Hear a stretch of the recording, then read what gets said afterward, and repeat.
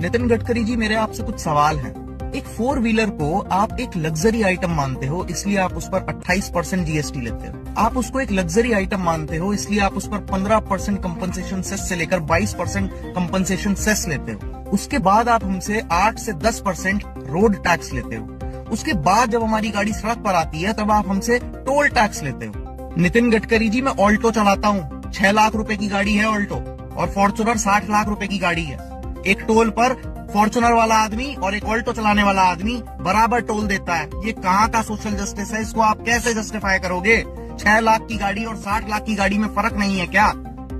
चलो, ये तो समझ में आ गया, एक बार के लिए मान लेते हैं ये सब जस्टिफाइड है। लेकिन जो येलो नंबर प्लेट की कार है, जो टैक्सी ड्राइवर्स चलाते हैं, आप उस पर भी 28% जीएसटी चार्ज करते हो। आप उनसे भी 15 से 20% कंपनसेशन सेस चार्ज करते हो। आप उनसे भी 8 से 10% रोड टैक्स लेते हो। आप उनसे भी टोल टैक्स लेते हो। वो अपने मन से टैक्सी नहीं चलाता है, वो इसलिए टैक्सी चलाता है क्योंकि आप उसको रोजगार देने में फेल हो गए।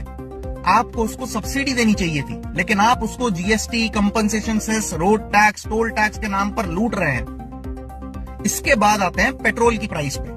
कोविड काल में जब पूरी दुनिया में तेल का दाम इतना कम था, हम तब भी इसी रेट पर पेट्रोल खरीद रहे थे। आपने 100% पेट्रोल में 20% एथेनॉल मिला दिया, उससे हमें क्या फायदा हुआ? हम अब भी उसी रेट में पेट्रोल खरीद रहे हैं। और अब जब ग्लोबली पेट्रोल के दाम बढ़े तो आपने 3 रुपए पेट्रोल पर बढ़ा दिए। तो ये जो सस्ता पेट्रोल कोविड काल में खरीदा गया था, इसका मुनाफा किसको हुआ?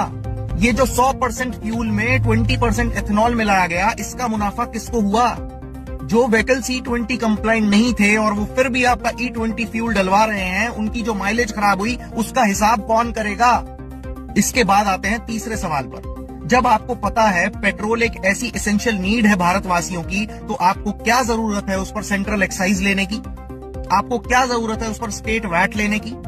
As a member of Cockroach Janata Party, Mr. Nitin Gadkari ji, I want your resignation from the post of Minister of Road Transport and Highways. You don't deserve that.